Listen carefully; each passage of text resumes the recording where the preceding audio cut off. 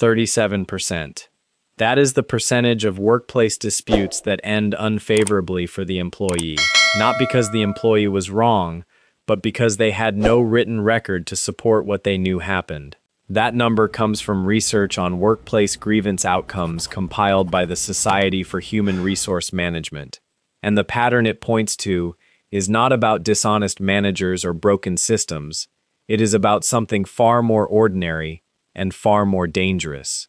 Most employees trust conversation to do a job that only documentation can do. This video is going to walk you through the specific workplace situations where a verbal agreement, no matter how warm the relationship, no matter how clear the understanding, is not enough.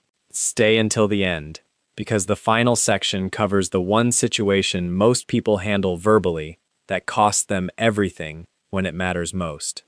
This is strictly educational content. Nothing here is legal advice, and no two workplace situations are identical. What follows is a set of observed patterns worth knowing, patterns that show up repeatedly across industries, roles, and organizations. As organizational behavior researcher Jeffrey Pfeffer at Stanford once noted, in most institutions, what gets recorded is what happened. What doesn't get recorded is, for all practical purposes, open to interpretation. Let's start with why people avoid writing things down in the first place. Nobody avoids documentation because they are careless. They avoid it because sending a follow-up email after a conversation feels like calling your manager a liar before anything has gone wrong. Asking for written confirmation of a verbal promise feels like signaling that you don't trust the relationship. So people choose comfort over protection. And for a while, sometimes a long while, that choice costs nothing. The problem arrives when circumstances change. A manager gets promoted. A reorg happens. A project fails and someone needs to own the outcome. A promise made in good faith collides with a budget that no longer exists. Here is something worth understanding about how memory works in these situations. Research on motivated reasoning, a term from cognitive psychology that describes the tendency to remember information in ways that serve our existing interests, consistently shows that people reinterpret past conversations to align with their current needs. This isn't always deliberate. A manager who promised a promotion they can no longer deliver will often genuinely remember the promise as more conditional than it was. Their memory and your memory will both sound sincere in a meeting room. The difference is that one of you has an email. The first situation that should never stay verbal is anything involving compensation. Salary discussions, promised raises, bonus structures, title changes, commission arrangements, remote work accommodations tied to an offer. Verbal promises about money have the shortest lifespan of any agreement in a professional environment, not because the people making them are dishonest, but because so many variables can change between the promise and the delivery. Budget cycles shift, leadership priorities change, the manager who made the promise moves to a different team, the company hits a difficult quarter. Research published in the Journal of Organizational Behavior on Psychological Contracts.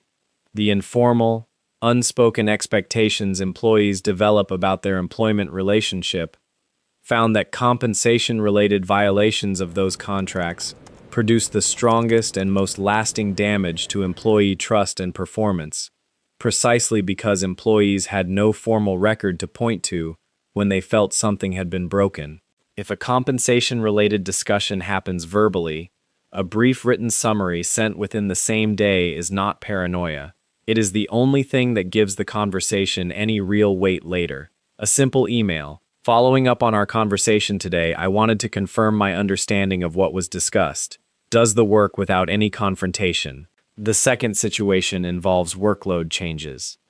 Being asked to cover for someone who left. Taking on temporary management responsibilities. Absorbing the projects of a role that was eliminated. These requests almost always arrive framed as compliments, a signal that leadership sees something in you, and that framing makes it psychologically difficult to slow down and ask practical questions. But the pattern that tends to follow is consistent. The temporary arrangement quietly becomes permanent. The added responsibilities get absorbed into the baseline of what you are simply expected to do. The recognition that was implied never quite materializes, and by the time the arrangement has fully calcified, there is no record of how it started, what was promised, or how long it was supposed to last. The questions worth confirming in writing are basic. What specifically is being added? Is anything coming off the plate? How long does this last? What does success look like? Who approved it? An employee who asks those questions via email is not being difficult. They are preventing an arrangement from existing only on goodwill. And goodwill, unlike a written agreement, has no expiration date printed on it. The third situation is instructions that feel ethically questionable. Being asked to adjust figures. Skip a documented step. Use a credential or login that isn't yours. Tell a client something that isn't accurate. This is not a moment for confrontation, and it is not a moment for silent compliance either.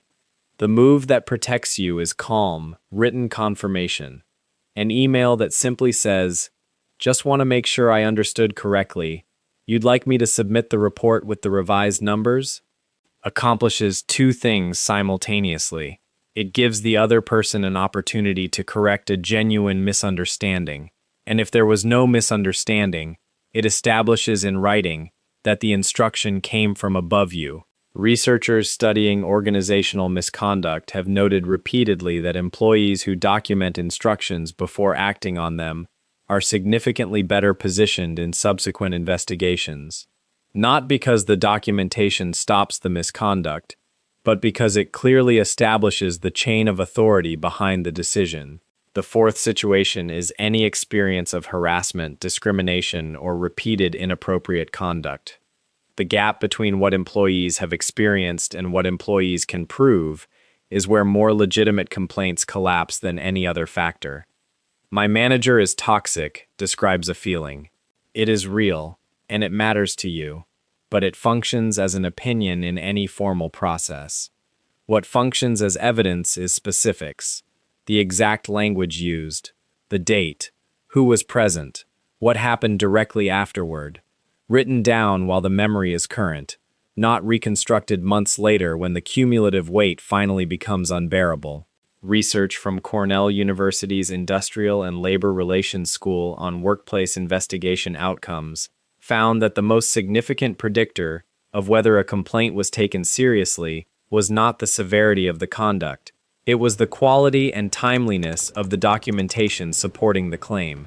A pattern documented in real time is evidence. The same pattern described from memory is, in most formal processes, an allegation. The fifth situation is performance conversations. Vague criticism delivered verbally, words like communication issues, attitude, not meeting expectations, difficult to work with, is among the most professionally dangerous information you can receive without a written response. The danger is not that the criticism is necessarily false. The danger is that vague criticism is impossible to defend against, respond to specifically, or demonstrate improvement on, and it has a long institutional memory. A comment made casually in a one-on-one in spring can reappear almost verbatim in a formal performance review in winter. Except now it is documented, now it carries official weight, and now it references a pattern of concern that was, in reality, never clearly explained to you at all. If critical feedback arrives verbally, a follow-up email asking for specifics, which situation, what was expected, what should change, is both reasonable and protective. Vague criticism left unclarified becomes the official narrative.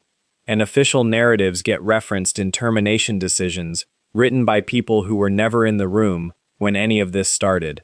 The sixth situation is blame after a project failure. When something goes wrong at an organizational level, the reconstruction of who knew what, who raised concerns, and who made which decisions happens with striking speed, and it rarely reconstructs in a way that is unfavorable to the people with the most authority. The only defense against being positioned as the reason something failed is a record created before the failure occurred. The email you sent in March flagging a risk is what matters in June. The meeting summary you wrote confirming a decision that came from above you is what matters when that decision is being quietly reassigned. The seventh situation, and the one that catches the most people off guard, involves departures. Resignation, termination, the gray zone between them, which is where many employees find themselves in a conversation they walked into as an employee and left having agreed to something with permanent consequences they didn't fully understand in the moment. Severance packages, exit agreements, reference arrangements, non-compete clauses, these are legal documents with real implications. The conversational version of, "We think this is best for everyone," is not an agreement. It is an opening position. Research on negotiated employment exits consistently shows that employees who slow the conversation down, request documentation before signing anything, and have time to review the formal terms independently, almost always exit on better terms than employees who agreed to the verbal summary in the room. Nothing in a departure conversation needs to be finalized in the same meeting where it is first discussed. That is not obstruction. That is basic self-protection. Documenting workplace situations is not about distrust. It is not about building a legal case. It is not about assuming bad intentions. It is about the simple fact that memory, all memory, including yours, drifts toward the version of events most useful to the person holding it. Documentation doesn't fix that. It just ensures that one version of events was captured while it was still accurate. A fact, a date, the people involved, the impact on your work or role, the action you took or are requesting. That is a record. 5 elements, written plainly, without emotion, without accusation, sent or saved while the details are fresh. Rarely collapse because someone forgot a conversation. They collapse because nobody could prove the conversation ever took place.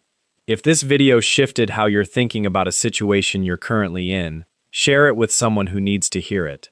And if you want more on navigating the professional dynamics nobody puts in the handbook, subscribe. That's exactly what this channel is for. Speak when conversation is needed. Write when consequences are real.